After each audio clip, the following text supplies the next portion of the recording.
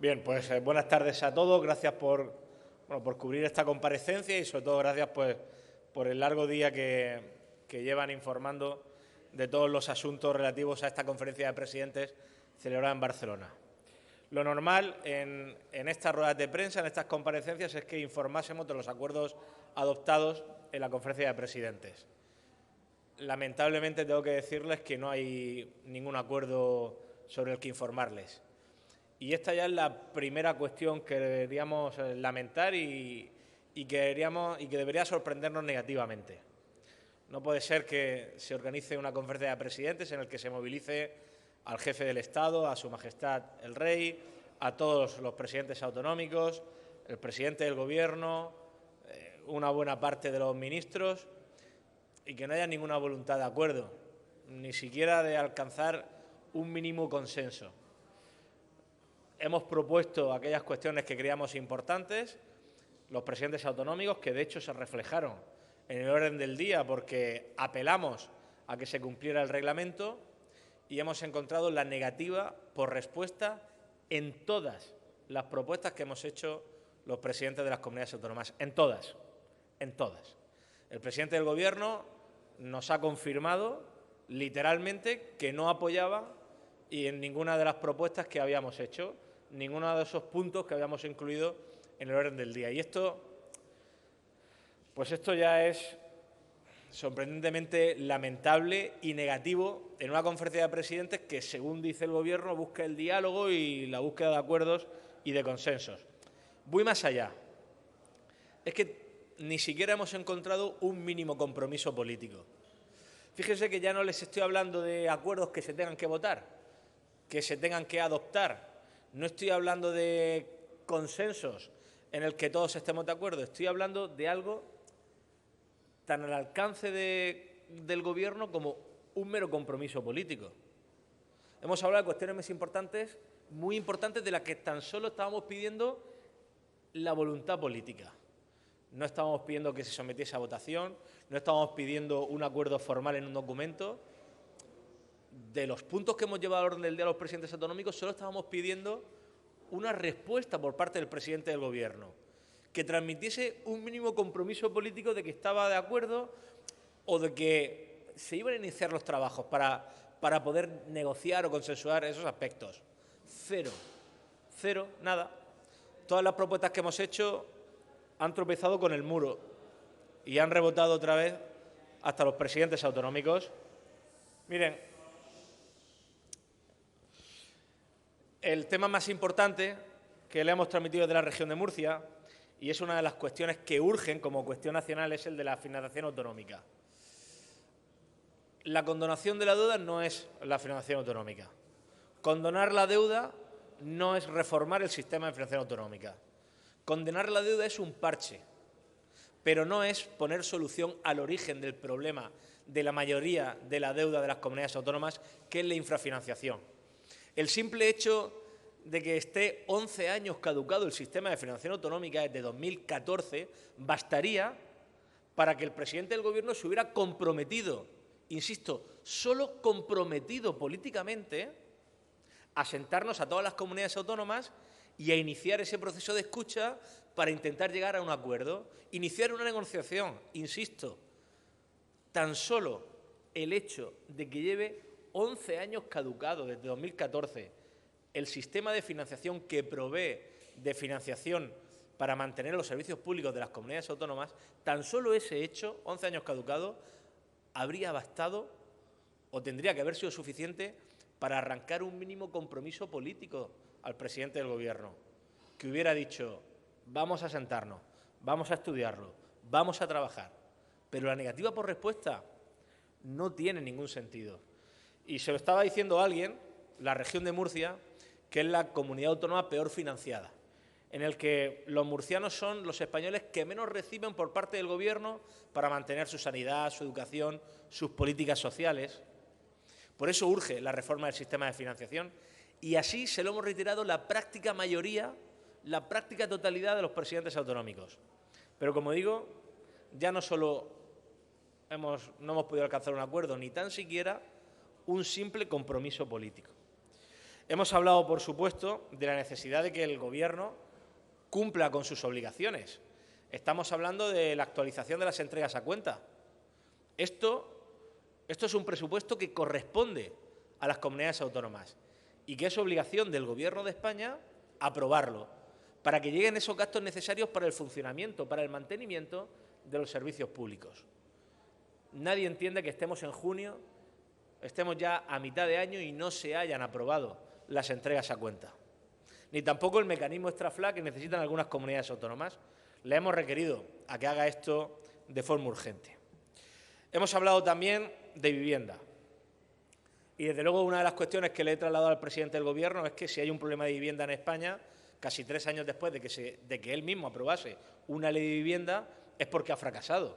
Esa ley de vivienda es parte del problema que tenemos en cuanto a la falta de acceso y la dificultad de acceso a la vivienda por parte de los españoles.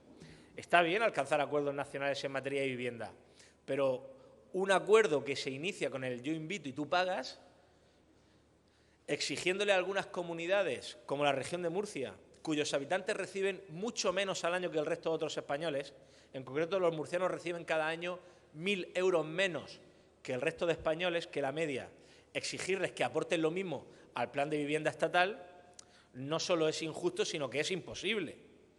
Todo tiene la base, todo tiene la misma base, la falta de un modelo actualizado de financiación autonómica. También le he dicho que en ese plan de vivienda actual, de vivienda nacional, era necesario que hubiera más oferta de suelo disponible, una política fiscal que sea un incentivo y no un freno, y, desde luego, una ley contra la ocupación ilegal que dé seguridad a los propietarios. Hemos hablado también de energía, por supuesto, y le hemos dicho que no podemos plantear cuestiones importantes para todos los españoles desde la dinámica de trocear España, de exigir recursos a aquellos que mantienen en detrimento de aquellos que tenemos que crecer. Y de esto hemos hablado también en cuanto a la energía. No puede ser que la planificación actual de nuestra capacidad energética de red eléctrica destine a la región de Murcia solo el 0,34% del total nacional. ¿No? La región de Murcia tiene muchas inversiones ya comprometidas que quieren crecer, que quieren instalarse en el sureste español y, por lo tanto, necesitamos que haya una mayor capacidad en cuanto a la infraestructura energética de red eléctrica. Hemos hablado, por supuesto, de la ley de dependencia, una ley que debe de cumplirse en cuanto a su financiación. La ley establece claramente que el 50% tiene que financiarlo el Gobierno de España y el 50% deben financiarlo las comunidades autónomas. Y le hemos exigido al presidente del Gobierno que aplique el mismo acuerdo al que ha llegado con el País Vasco al resto de comunidades autónomas. No entendemos por qué con el País Vasco sí que se cumple el 50% en la financiación y en el resto de comunidades autónomas no, ¿verdad? Esto no solo no se entiende, sino que es una desigualdad y un perjuicio manifiesto. Por supuesto, entenderán que he hablado también de agua. Igual que hablamos de energía, igual que entendemos que es necesario que todos los españoles tengan en sus hogares acceso al suministro eléctrico, pues igual de entendible y de necesario y de sentido común es que todos los españoles tengan acceso al agua en las mismas condiciones. Le he transmitido al presidente del Gobierno que el momento de llegar a acuerdos, o los momentos más adecuados para llegar a acuerdos, son aquellos momentos en los que hay abundancia. Hoy España tiene las mayores reservas hídricas de los últimos 20 años. Todas las cuencas hidrográficas están por encima del 80%, salvo una, la del Segura, que no llega al 30%. Ahora es el momento de abordar un plan nacional de agua, un pacto nacional del agua que haga que llegue a todos los hogares españoles el agua en las mismas condiciones.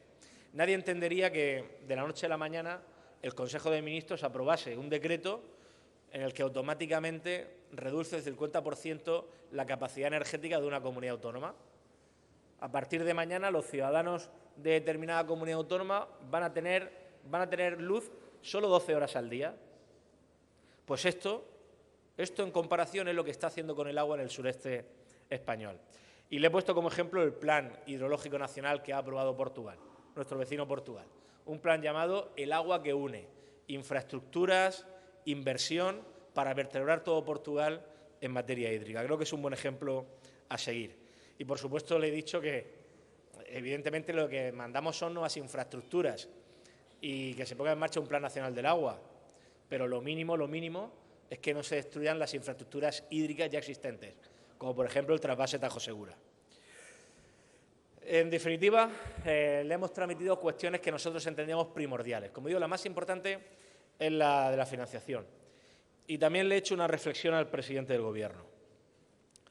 Le he dicho que la financiación era una cuestión fundamental para el sostenimiento de los servicios públicos de todos los territorios, aquellos que tienen que proveer de sanidad, de educación, de políticas sociales a la mayoría, a todos los españoles.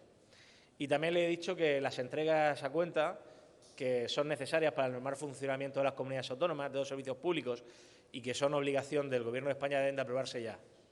Un Gobierno que no tiene capacidad para aprobar las entregas a cuenta, que es algo que permite el normal funcionamiento de los servicios básicos, o que no tiene apoyo suficiente para aprobar unos presupuestos, ni tan siquiera para presentar unos presupuestos, es un Gobierno que tiene que tomar una decisión.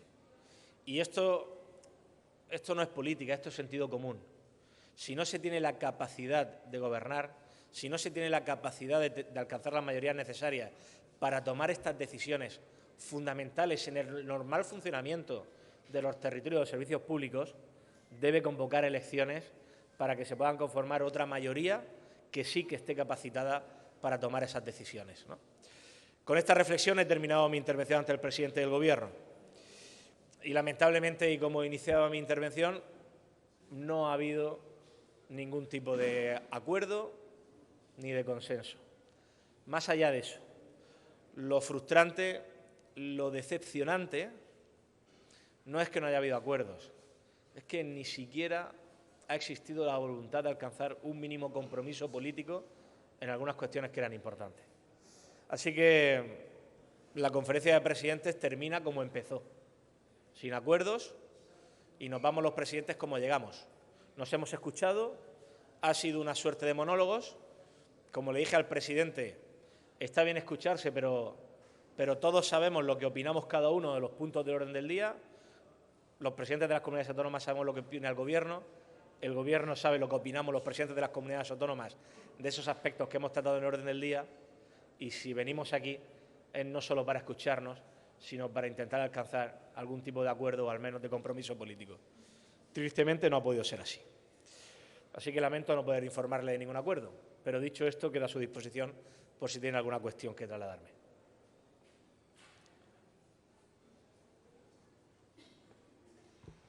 Hola, presidente. Acaba de decir que le parece que la conferencia ha sido frustrante porque termina sin acuerdos y porque ha sido una suerte de monólogos. Aquí también se ha percibido un clima tenso. Yo le quería preguntar si tiene la sensación de que esta conferencia, este encuentro, ha sido quizá el más tenso que hayan tenido en los últimos tiempos. También en esa petición que han hecho los presidentes autonómicos del PP en cascada para que haya elecciones anticipadas, en el cierre, ¿qué les ha dicho el presidente?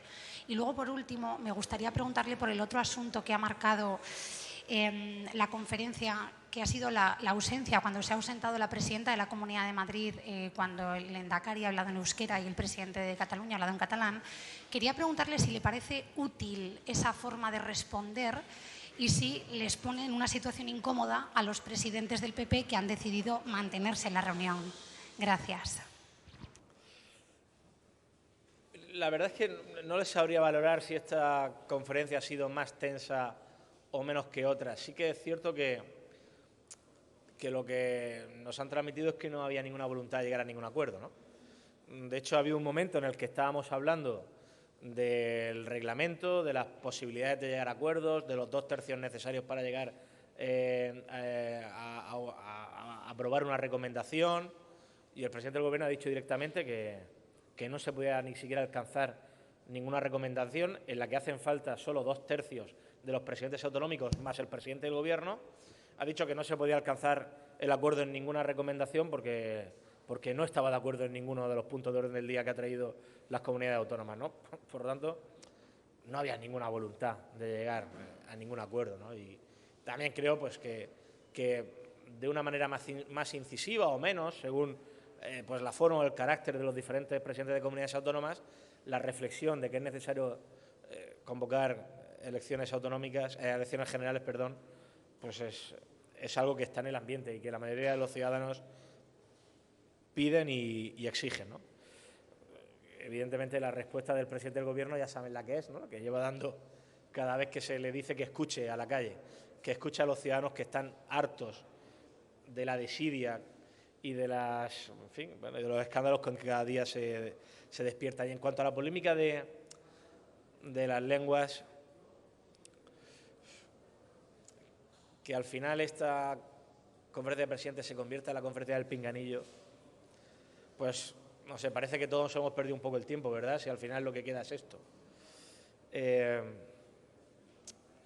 No tiene ningún sentido. Más allá de la ley, ¿no? En fin, evidentemente el euskera es una lengua oficial en el País Vasco, ¿no? En Cataluña la lengua oficial es el catalán y el castellano, ya está. Y el resto de lenguas son iguales de oficiales que el panocho. Más allá de eso, estamos en una reunión en la que intentamos estar en un ambiente distendido, de colaboración, de confianza. Ni siquiera hay medios de comunicación dentro, aunque ustedes se enteran de todo al momento, pero no hay medios de comunicación dentro de la reunión. No tiene ningún sentido que nos estemos tomando un café en el pasillo hablando en castellano y que entremos en una reunión en la que estamos solos y que tiene que imperar un ambiente de confianza y tengamos que comunicarnos a través de un traductor. Esto nos aleja. Respetando todas las lenguas oficiales en sus territorios de las comunidades autónomas, el sentido común el sentido común dice que esto nos aleja. Si estás en una reunión, en un ambiente de diálogo, de confianza, intentando debatir, dialogar, y pasas de tomarte un café en castellano a hablar con el que tienes a medio metro a través de un intérprete, esto no es cuestión ni de respetar las lenguas ni de respeto a la otra persona. Esto es de sentido común. Eso te distancia y te aleja. Quien no quiera entenderlo, quien se quiera refugiar en el respeto a la identidad y a las lenguas cooficiales que hay en los distintos territorios, bueno, pues está haciendo de esto otra cosa que no es el sentido común. Bueno, es mi opinión, ¿eh? Y así lo he transmitido, ¿eh? Así lo he dicho al presidente del Gobierno. Bueno, al presidente del Gobierno y a todos los que me han escuchado. Buenas tardes, presidente. Al hilo de las lenguas cooficiales, quería saber si en lo personal usted respalda o no ese gesto de Ayuso de salirse de la sala y si ha detectado algún tipo de incomodidad por parte, por ejemplo, de Proens, de Rueda, de Mazón, que sí que han utilizado esas lenguas cooficiales. Eso por una parte, y también sobre la financiación autonómica. Si se van de aquí con sensación de que en esta legislatura no va a haber una reforma del cambio del sistema, si no va a haber un cambio en el sistema de financiación, y si el presidente le ha sacado a colación momentos como en la legislatura de Rajoy para tratar este asunto de la financiación. Gracias. Mire, yo respeto lo que hacen todos los presidentes autonómicos y lo que ha hecho la presidenta de la Comunidad de Madrid también, por supuesto. Si me dicen si he notado algún tipo de tensión con otros presidentes autonómicos, no la he notado, ¿no? Yo no lo he percibido así, ¿no? Y respeto que esto que yo les acabo de transmitir, pues la presidenta de la Comunidad de Madrid lo haya transmitido de la forma que lo ha hecho, ¿no? Yo lo respeto, insisto, es que es innecesario lo que ha pasado y es innecesario, como digo, que en una reunión que debe ser muy cercana se pongan esas barreras, ¿no? Es innecesario, ¿no? Estamos 17 presidentes autonómicos más los presidentes de las ciudades Ceuta y Melilla. No necesitamos traductores para hablar y para llegar a acuerdos, no lo necesitamos, ¿no? Y lo demás es muy artificial. Lo demás es buscar algo que creo que no necesitaba esta conferencia. Me ha preguntado también por la financiación. Pues más allá de mi percepción, lo que ha dicho el presidente del Gobierno es que lo ha hecho con sus hechos, que no va a tener ningún tipo de compromiso político con la reforma del sistema de financiación. Hemos traído el punto del orden del día y él literalmente ha dicho que el Gobierno no estaba de acuerdo con ninguno de los puntos del orden del día que han traído las comunidades autónomas. Pues entiendo que con ese tampoco. El presidente del Gobierno sí ha hecho referencia, cuando ha replicado mi intervención, a que la reforma del sistema de financiación no era fácil, ¿no? que de hecho el modelo caducó en 2014 y el Gobierno de Rajoy, con mayoría absoluta, no lo reformó. Lo que se le ha olvidado decir al presidente del Gobierno es que al menos el Gobierno de Rajoy sí inició esa reforma, que es la que le pedimos. El Gobierno de Rajoy sentó a todos en el Consejo de Política Fiscal y Financiera. El Gobierno de Rajoy pidió a cada comunidad autónoma a un experto independiente para hacer propuestas sobre el nuevo modelo de financiación autonómica y se sentaron en el Consejo de Política Fiscal y Financiera. Esos expertos llegaron al primer acuerdo en cuanto a la reforma del nuevo modelo de financiación autonómica con el Gobierno de Rajoy. La primera decisión fue que al sistema de financiación autonómica le hacían falta 16.000 millones de euros. Esa fue la primera decisión. Luego se dieron pasos. Empezaron la segunda fase. ¿De dónde se obtienen esos 16.000 millones de euros?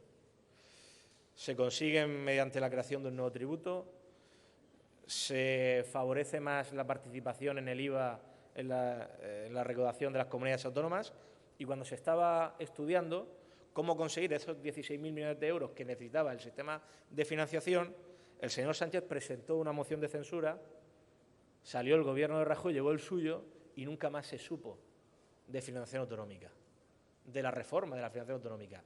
Esta segunda parte es la que le ha faltado por contar y por explicar al señor Sánchez.